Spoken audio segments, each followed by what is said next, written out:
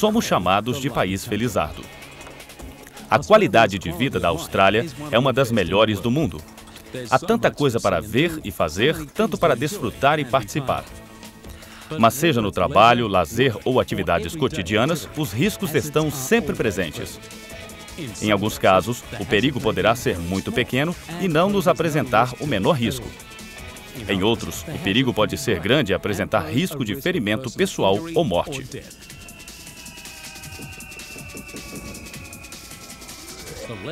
O nível de risco dependerá do tamanho e tipo de fator de risco e em que grau somos a ele expostos. Se pudermos primeiro identificar fatores de risco, então poderemos encontrar meios para nos protegermos dos mesmos. Quando trabalhamos no subsolo, criamos uma escavação aberta, um vazio. Isso cria fatores de risco. Um dos riscos que enfrentamos é a eventual instabilidade da rocha ao nosso redor. Os principais métodos que usamos para prevenir contra quedas de rochas e fixar o maciço são tirantes, telas e concreto projetado. Para minimizar os riscos de desplacamento e contusões, devemos ser capazes de identificar quaisquer mudanças nas condições do maciço onde trabalhamos e nos deslocamos. Isso afeta a todos no subsolo, seja qual for seu trabalho. Em algumas áreas, as condições do maciço mudam de um dia para outro. Em outras, as mesmas poderão não mudar durante um prazo prolongado. Mas, mesmo assim, você precisa verificar regularmente o maciço ao seu redor como parte de seu trabalho cotidiano. Nesta apresentação, vamos ver alguns dos fatores de risco que poderiam colocar você em risco ou causar ferimentos em você ou seus colegas de trabalho. Para entender o que causa esses riscos, vamos olhar a resistência das rochas, a estrutura que causa a formação de placas, blocos ou cunhas e os efeitos que a tensão pode ter sobre a área que lavramos. Sua capacidade de reconhecer, compreender e evitar os diferentes fatores de risco é uma parte importante de seu trabalho. Sua leitura do maciço é essencial para a sua segurança. Interpretando as condições do maciço.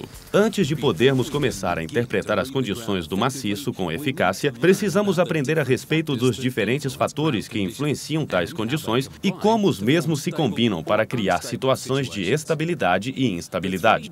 Os três principais fatores que, ao se combinarem, criam diferentes condições de estabilidade são resistência das rochas, estrutura das rochas e tensão das rochas. Vamos examinar esses três fatores separadamente e depois examinar como os mesmos se combinam para criar as condições subterrâneas. A resistência das rochas. As rochas nas minas podem ser fortes e duras em alguns lugares e fracas e friáveis em outros. A rocha boa pode ser 5 vezes mais resistente que o concreto usado nos alicerces de casas ou prédios. A rocha fraca terá apenas uma fração da resistência do concreto.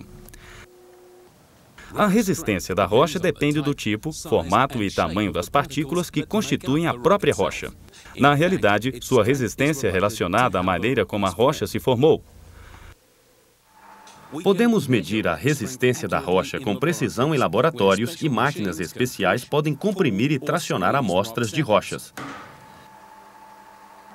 A resistência da rocha é igual à força que fazemos para quebrá-la.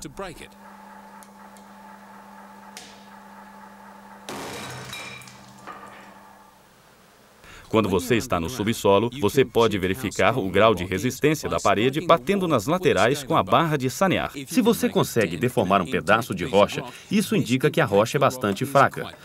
Se você não consegue deformá-la, então você está lidando com um tipo mais resistente.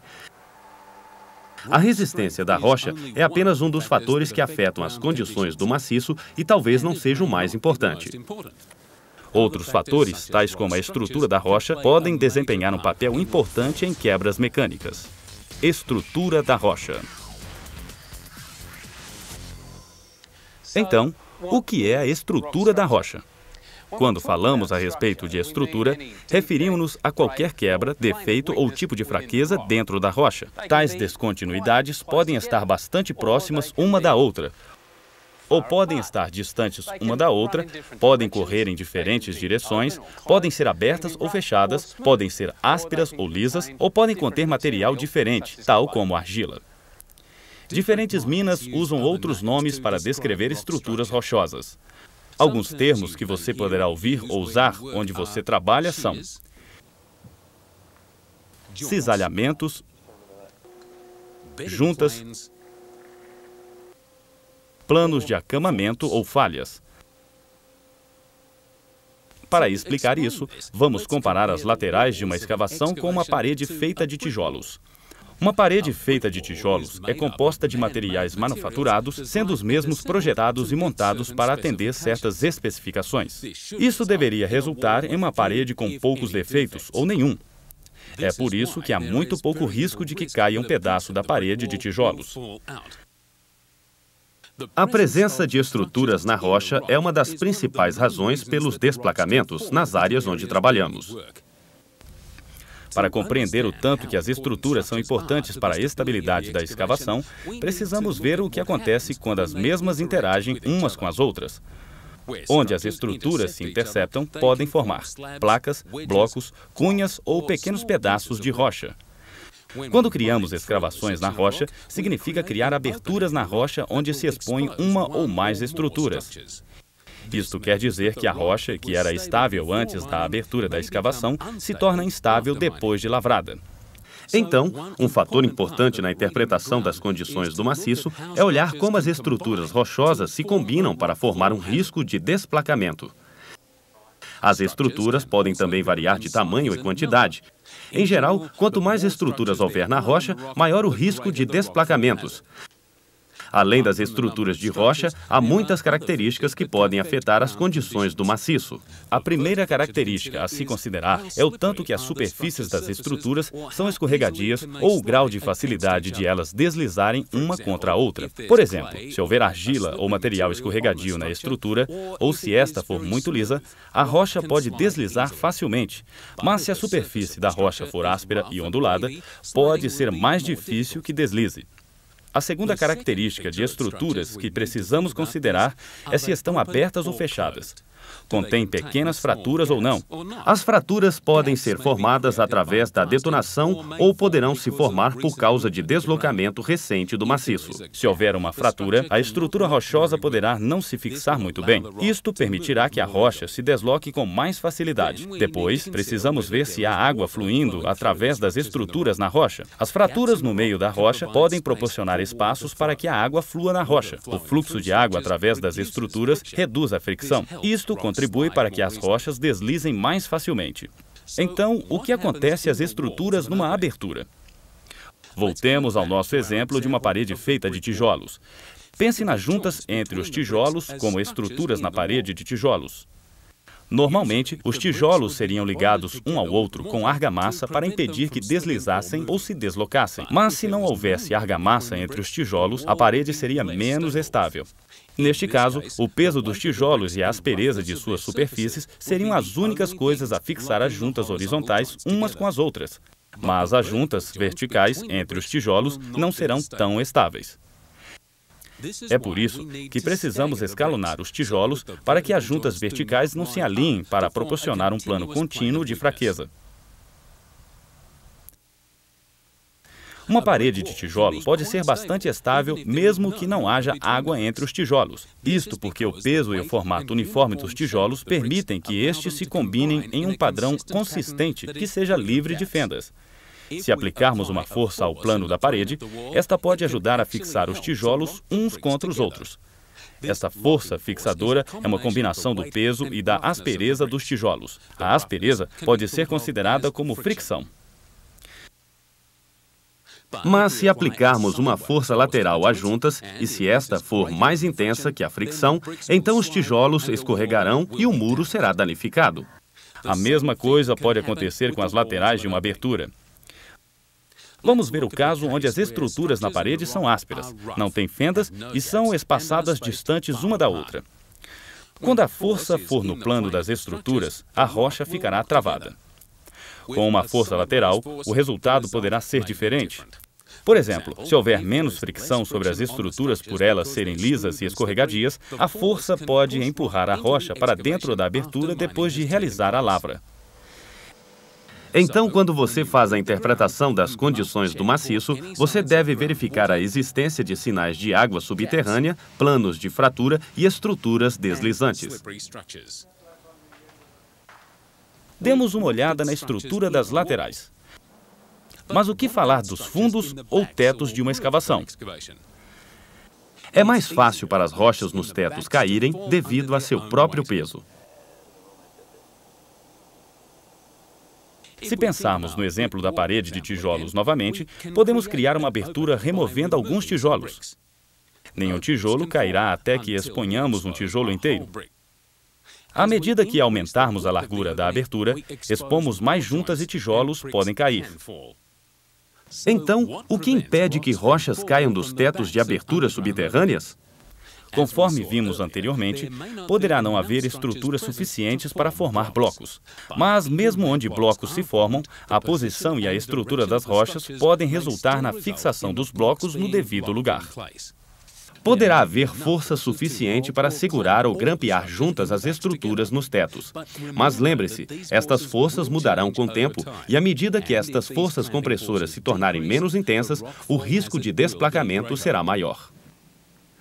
Já falamos muito a respeito de rochas que podem estabilizar uma escavação comprimindo blocos, ou que podem fazer com que estruturas deslizem ou rochas se desloquem ou caiam. Agora precisamos achar o que induz tais forças no maciço e como afetam o mesmo. Estas forças colocam pressão sobre as rochas e são denominadas de tensão da rocha. Tensão da rocha. Podemos considerar a tensão da rocha como sendo a pressão que empurra ou comprime a rocha. Toda rocha nas áreas que pretendemos lavrar apresenta algum nível de tensão natural. Isto é semelhante às mudanças de pressão experimentadas por um mergulhador. Quanto mais fundo descermos debaixo da superfície da água, maior a pressão sobre o corpo.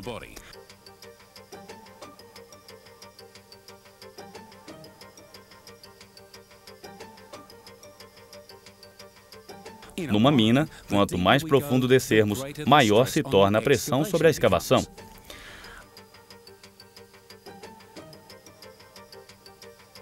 Há dois esforços principais que precisamos considerar quando fazemos a leitura das condições do maciço: tensão vertical e tensão horizontal. A tensão vertical é causada pelo peso da rocha que pressiona a escavação para baixo. Tensões horizontais ocorrem naturalmente na crosta da Terra. Em termos simples, podemos considerá-la como sendo a pressão sobre a rocha atrás das laterais. Em algumas minas, a tensão horizontal pode ser maior que a tensão vertical, e isso pode levar a problemas de controle de maciço. Mas o que significa a tensão da rocha para você quando você está fazendo o seu trabalho no subsolo? Primeiro, a tensão da rocha não consegue atravessar espaços abertos.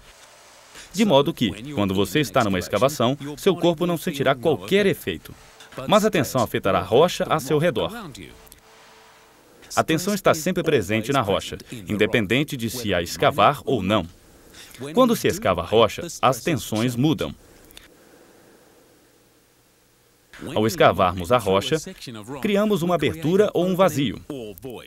A tensão não consegue fluir através do vazio, assim como a água não consegue fluir através de um pedaço de madeira num rio. A água tem de fluir ao redor da madeira. Da mesma maneira, a tensão tem de fluir ao redor do vazio. Em ambos os casos, haverá algumas áreas onde o fluxo é lento e outras onde é rápido. Se o aumento de fluxo de tensão nos tetos ou laterais da escavação for rápido, as superfícies da rocha podem ser danificadas. Rochas sujeitas a alto esforço podem trincar, cair, estilhaçar, deslizar ou serem lançadas para dentro da abertura. Nestas condições, você poderá até ouvir ruídos de rochas tais como estalos, estouros ou estrondos. As tensões podem criar novas estruturas